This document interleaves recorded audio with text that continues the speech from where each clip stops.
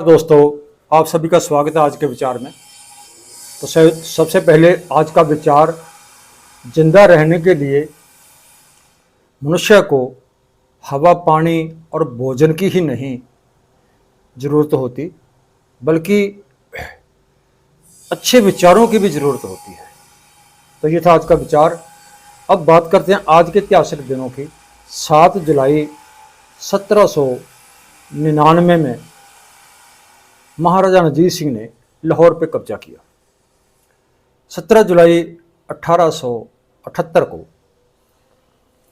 गदर लहर के आगू और लेखक भाई रणधीर सिंह नरंगवाल का जन्मदिन, उस दिन उसका जन्म हुआ। 7 जुलाई 1916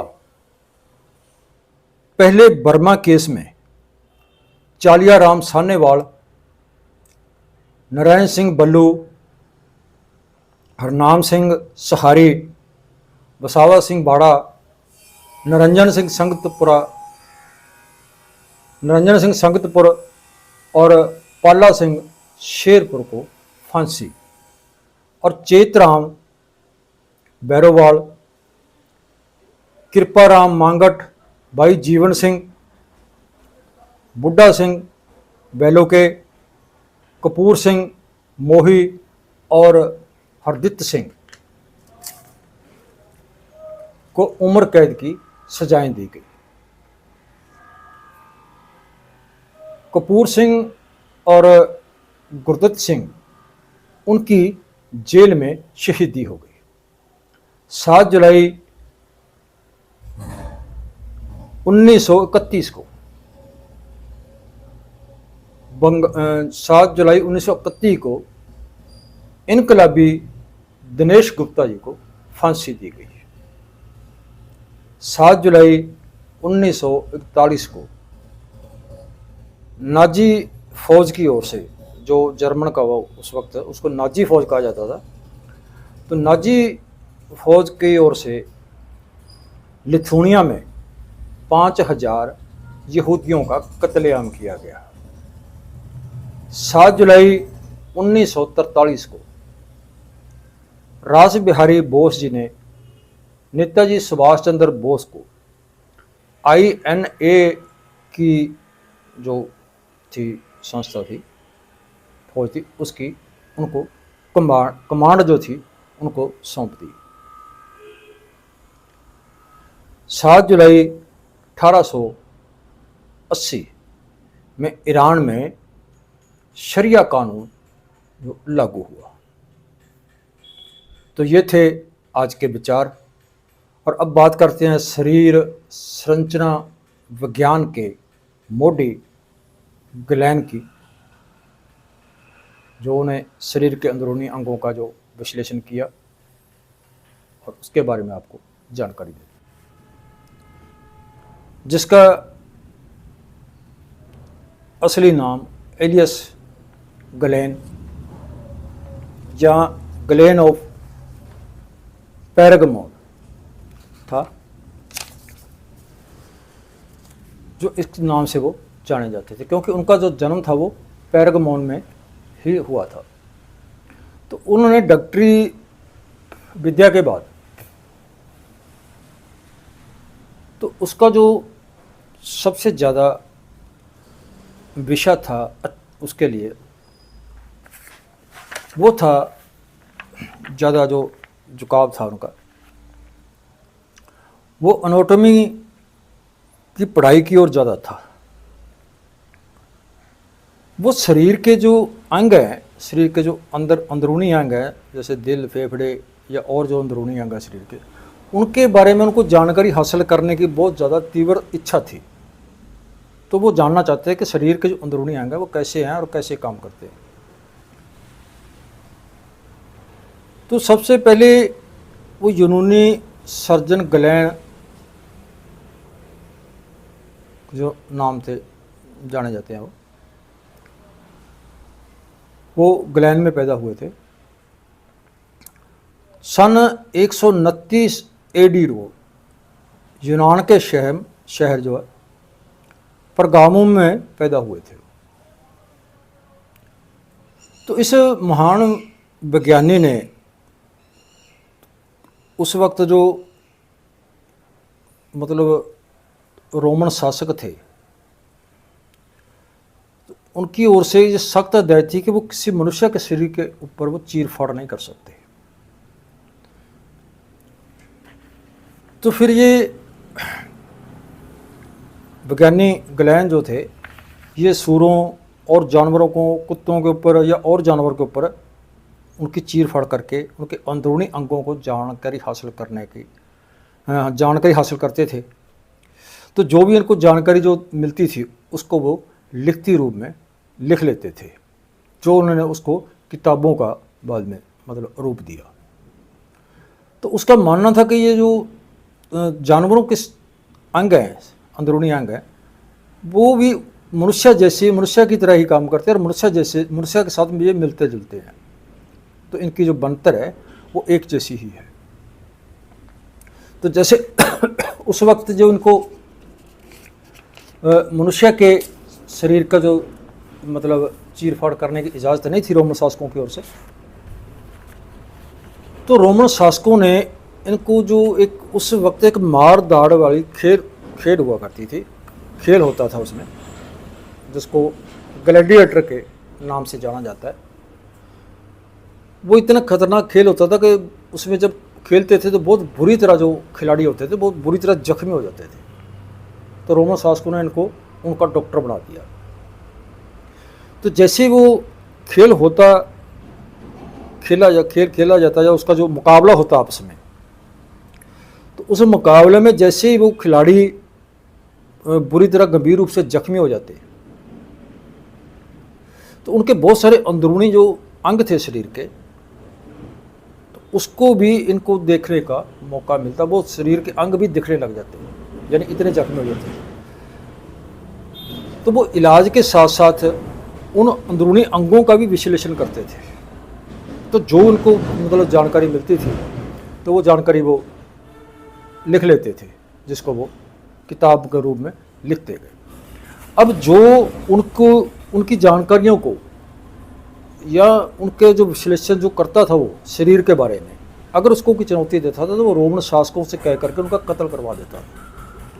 तो इसलिए उसकी हर जानकारी को जो लोग थे उनको मानना पड़ता था या मानने के लिए वो मजबूर थे।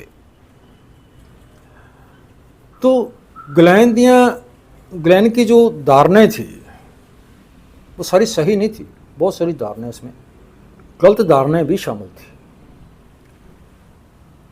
जैसे उनकी एक धारणा थी कि खून जो है वो दिल में बनता है, मतलब उसका जो बनतर है दिल में बनती है, जो कि उसकी धारणा आगे जाके जब उसका और इसकी खोज हुई है तो वो धारणा मतलब गलत पाई गई। और उसकी गलत धारणाओं के कारण कई बार उसका जो इलाज भी होता था तो उसका इलाज भी जो गलत होता था।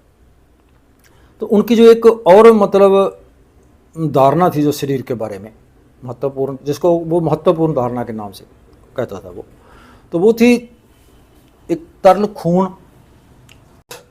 तो उनका कहना था कि इनके आपसी तालमेल से इसका आपसी तालमेल जो है यही सेहत को बनाए रखने के लिए जिम्मेवार है। इसी के कारण इसके आपस में चारों के तालमेल से ही सेहत जो है अच्छी बनी रहती है। तो जैसे ही किसी एक में कोई खराबी आ जाती है, जब किसी एक का संतुलन जो है, चाहे चर्बी है, चाहे वो खून है, चाहे बलगम है, चाहे पितरस है, उसमें किसी एक में अगर कोई खराबी आ गई, गड़बड़ हो गई, तो शरीर का संतुलन बिगड़ जाता है, जिससे वो बीमारी होती है। ये उनका मतलब बीमारी का बारे में उनका जो सिद्धांत था। तो बहुत काफ़ी समय ये मतलब विज्ञान के क्षेत्र में ये सिद्धांत हावी रहा, ये चलता रहा, क्योंकि तब वो खोजों की जो शुरुआत थी। पर जैसे जैसे आगे और खोजें होती गई और नवीनतम खोजें होती गई, तो इनकी जो ग्लैन की खोजें थी, इनकी बहुत सारी खोजों को नकार दिया गया। चाहे ग्लैन की जो खोजें थी वो ज़्यादातर सही नहीं थी, लेकिन उन्होंने एक ऐसा रास्ता मतलब इस क्षेत्र में इस और जो उन्हें बताया जिसके ऊपर और बहुत सारे लोगों ने आगे जाके खोजें की, और आज जो शरीर के आज जैसे ये मशीनें बनी हैं और बनी हैं, तो हमारे शरीर के जो अंदरूनी अंग है उसको सबको वो उसकी जांच होती है, उसका इलाज होता है। तो ये शुरुआत ग्लैन की ही थी, तो उसने एक उसकी शुरुआत ज़रूर कर दी थी। तो उसका जो देहांत था वो 210 एडी में हुआ। तो इसके बाद में दूसरा जो व्यक्ति आया इस शारीरिक संरचना की खोज में, तो वो थे एंड्रियास वेसालियस।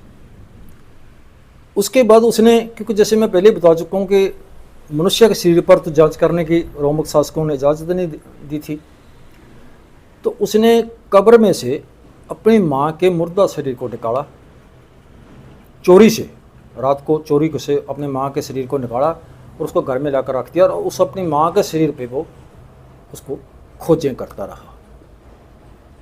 दोस्तों, ये थी शुरुआती दौर में उन खोजों की कहानी। अब बात करते हैं देश आइसलैंड की। तो ये यूरोप के ग्रीनलैंड के पास एक छोटा सा देश है आइसलैंड, जो कि एक टापू है। तो जो इसकी आबादी है वो करीब 3.5 लाख इसकी आबादी जो है, मतलब है इसकी जो।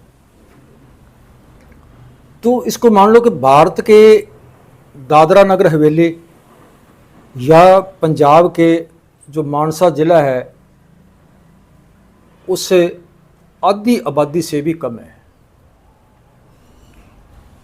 तो इसका जो दायरा है, इसका जो क्षेत्रफल है वो तेलंगाना राज्य से भी छोटा है, उससे भी कम है। तो ये कुल जो इसका क्षेत्रफल है वो 1,02,000 स्क्वायर किलोमीटर है। ये 17/6/1944 को नॉर्वे से आज़ाद हुआ था। तो इस देश की चर्चा तब शुरू हुई, तब ये देश सुर्खी में आया और लोगों के ध्यान में आया ये आइसलैंड,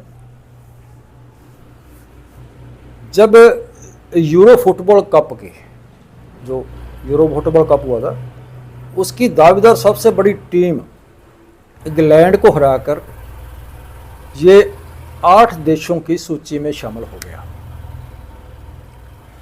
इसने हंगरी और पुर्तगाल के साथ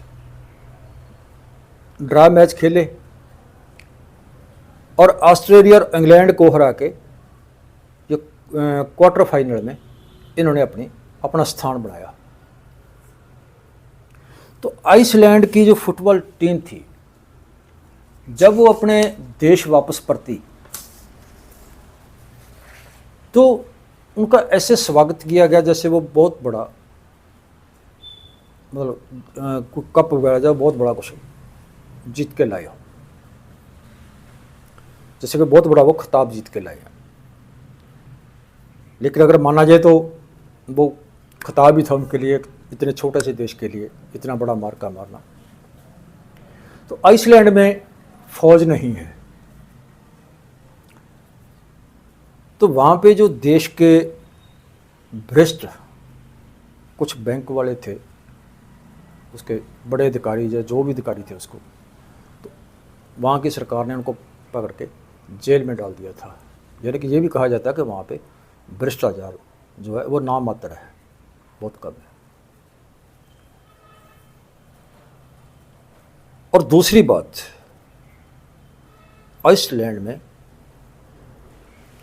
जुर्म जो है बहुत कम होता है। हिंसक घटनाएं, अपराध की घटनाएं जो है वो नाम मात्र होती है।